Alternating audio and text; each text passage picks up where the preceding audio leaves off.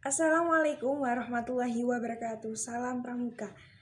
Oke, kakak akan perkenalkan diri kakak terlebih dahulu. Nama kakak Sayyidatina Fatimah Tuzuro, biasanya dipanggil Kak Ima. Nah, di sini kakak akan menjelaskan makna dari dasar dharma. Dari yang pertama hingga terakhir. Dasar dharma yang pertama, takwa kepada Tuhan yang Maha Esa. Yang artinya apa? Kita sebagai anggota pramuka, kita diharuskan untuk memiliki sikap takwa kepada Allah Subhanahu wa taala. Contohnya apa? Ketika kita dalam melakukan sehari-hari, kita harus melaksanakan apa yang diperintahkan oleh Allah dan menjauhi segala larangannya. Contohnya ketika kita melaksanakan sholat 5 waktu. Nah, di sini kalian pasti merasa kesulitan. Terkadang ada tugas lah, inilah. Jadi kalian lupa dengan sholat. Di sini kita sebagai anggota pramuka, kita diwajibkan untuk melaksanakan semua yang diperintahkan oleh Allah. Begitu ya. Kemudian yang kedua, cinta alam dan kasih sayang sesama manusia. Cinta dan kasih di sini bukan yang dimaksudkan hanya cinta dan kasih kepada sesama manusia saja. Cinta dan kasih di sini kita bisa melakukan kepada alam semesta, makhluk hidup di sekitarnya. Contohnya terhadap hewan, tumbuhan. Misalnya kita punya tanaman lah di depan rumah. Lah, kita sebagai anggota pramuka apakah membiarkan tanaman itu mati di depan rumah, tidak menyiram dan tidak merawatnya? Apa begitu saja? Tidak. Kita sebagai anggota pramuka mestinya kita menjaga, merawat maupun melindungi tanaman kita dari apapun yang menjadikan tanaman kita itu mati. Yang ketiga, patriot yang sopan dan kesatria. Karena kita sebagai anggota pramuka, kita diharuskan untuk sopan santun. Sopan santun itu apa sih, Kak? Sopan santun itu tunduk dan patuh kepada sesama manusia. Misalnya kita terhadap orang yang lebih tua, kepada bapak ibu guru, kepada orang tua, kepada kakak pembina.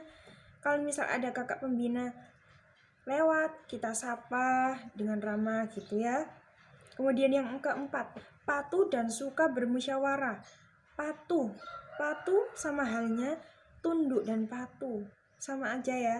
Tunduk kepada siapa? Kepada orang tua, guru, pembina. Kalau misalkan dikasih tugas, kita jalankan dengan sebaik-baiknya. Jangan malah tidak mengerjakannya. Yang kelima, rela menolong dan tabah. Ketika kita menolong kepada sesama manusia, kepada teman kita, misalnya teman kita ada yang jatuh dari sepeda, apa tindakan yang kita harus lakukan? Kita menolongnya.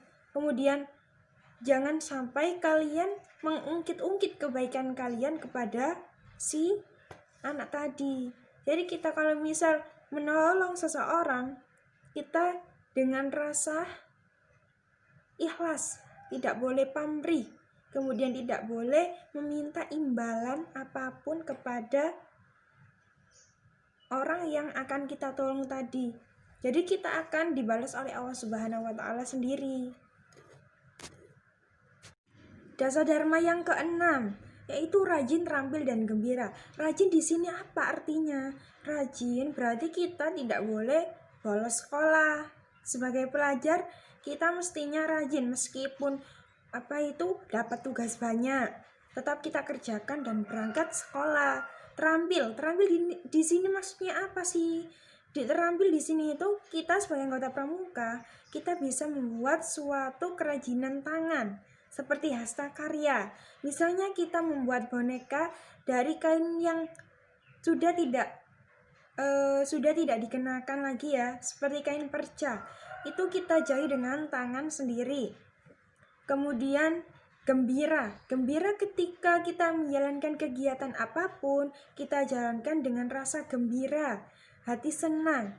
Tidak boleh lemah, kemudian klemas-klemes. Tahu kan ya, klemas-klemes itu gimana? Kemudian 7, hemat, cermat, dan bersahaja. Di sini maksudnya apa? Kita sebagai kota pramuka, misalnya kita dikasih uang saku sama orang tua, kita sisihkan sedikit demi sedikit, kita tabung untuk apa? Untuk ketika kita ada keperluan mendadak, kita gunakan uang tabungan. Kalau misalnya kita buat boros jajan kita pasti kalau misal ada keperluan yang mendesak, kasihan kan kalau misal kita meminta orang tua kembali. Jadi kita harus hemat. Kemudian yang 8, disiplin, berani, dan setia. Disiplin waktu, disiplin apapun lah, dan berani ketika mengambil suatu keputusan apapun. Itu namanya anak pramuka. Kemudian yang ke-9, 9 apa? Bertanggung jawab dan dapat dipercaya. Ketika dikasih tanggung jawab untuk jadi pemimpin upacara, kita jalankan dengan sebaik-baiknya, tidak lari dari tanggung jawab tersebut gitu. Kemudian kita harus bersikap yang jujur dengan apa yang ada, meskipun itu tidak berani kalian ungkapkan apapun kesalahan kalian, tetaplah jujur. Bakal ada hal yang baik kemudian, gitu ya. Kemudian yang ke-10, suci dalam pikiran, perkataan, dan perbuatan. Suci dalam pikiran, ketika kita berpikir, jauhkan pikiran negatif, dekatkan pikiran yang positif. Gunakan pikiran kita untuk berpikir yang positif. Kemudian dalam perkataan, hati-hati dalam tiap kita berkata. Jangan kita ketika mengucapkan, jangan berkata yang jelek-jelek. Kemudian yang terakhir itu dalam berbuat.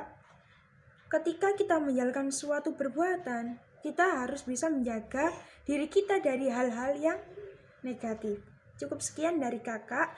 Mungkin ada yang perlu ditanyakan, silahkan bertanya di WA ya, di WA grup. Cukup sekian dari saya. Assalamualaikum warahmatullahi wabarakatuh.